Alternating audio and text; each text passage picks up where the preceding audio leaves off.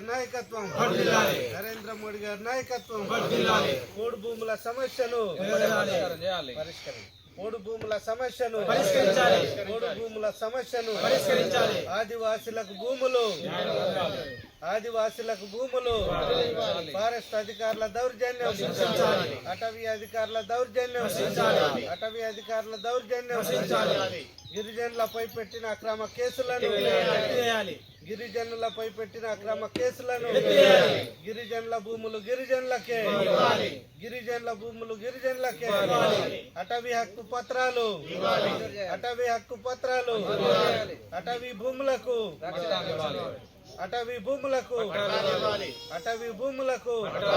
Forest అధికారుల దౌర్జన్యం,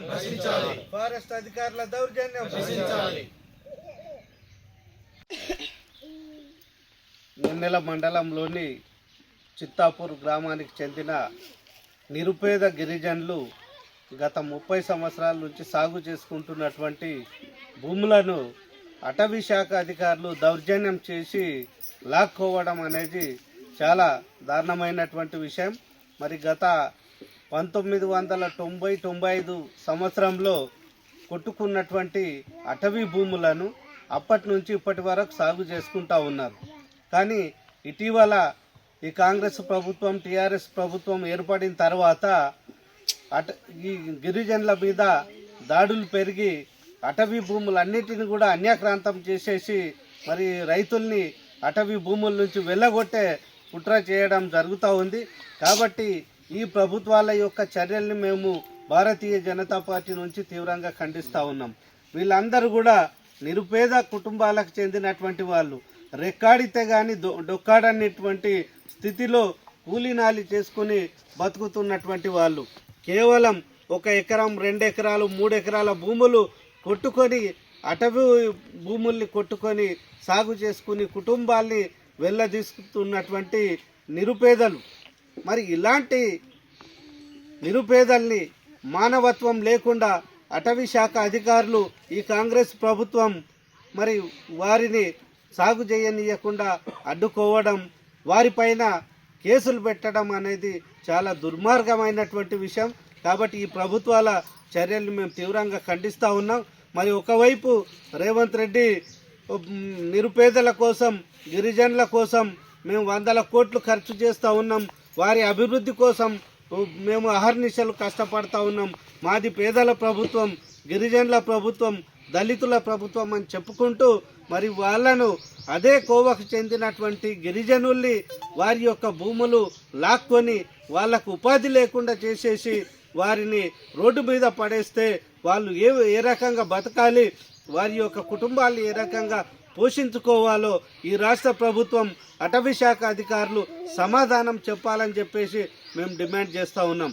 మరి అదేవిధంగా గిరిజన జాతికి చెందినటువంటి మహిళ బిడ్డ సీతక్క కూడా మరి గిరిజన బిడ్డ, ఆమె కూడా నిరుపేద కుటుంబీల, మరి ఆమె కూడా నేను గిరిజనుల కోసం పనిచేస్తున్నానని చెప్తా ఉంది.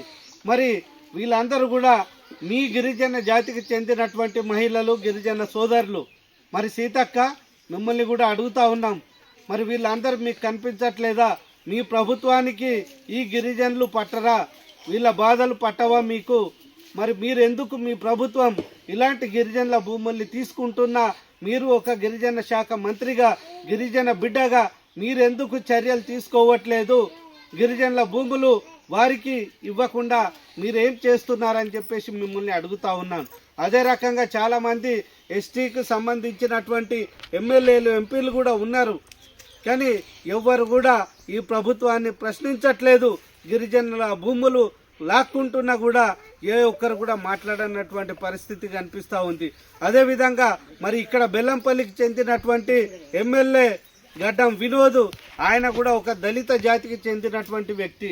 మరి గిరిజనులకు ఈ రకంగా అన్యాయం జరుగుతుంటే ఈ చిట్టాపూర్లో ఉన్నటువంటి 82 మంది రైతుల యొక్క భూములన్నిటిని కూడా లాక్కొని ఈ కాంగ్రెస్ ప్రభుత్వం, ఫారెస్ట్ అధికారులు వీళ్ళ మీద కేసులు పెడుతుంటే నువ్వేం చేస్తున్నావు?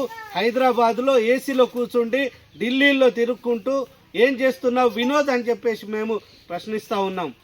మీకు మంత్రి పదవి కావాలి, ఎమ్మెల్యే పదవులు కావాలి తప్ప పేద ప్రజల బాధలు, గిరిజనుల బాధలు మీకు పట్టవా అని చెప్పేసి మేము అడుగుతా ఉన్నాను. మీరు ఇదే రకంగా రేపు రాబోయే ఎన్నికల్లో మీరు ప్రజల దగ్గరికి వస్తే ఇదే ఓటర్లు అందరూ కూడా మీకు సరైనటువంటి గుణపాఠం చెప్తారని చెప్పేసి హెచ్చరిస్తూ ఉన్నాం. ఇప్పటికైనా అటవీ శాఖ అధికారులు వీళ్ళ మీద పెట్టినటువంటి అక్రమ కేసుల్ని ఎత్తివేయాలని చెప్పేసి డిమాండ్ చేస్తూ ఉన్నాం. ఫారెస్ట్ అధికారుల మీద మేము రేపు రైతులకు ఎలాంటి ఇబ్బందులు తలపెట్టినా ఫారెస్ట్ అధికారుల మీద దాడులు చేయడానికి కూడా వెనకాడబోమని చెప్పేసి హెచ్చరిస్తా ఉన్నాం. Local to global news at your finger tips.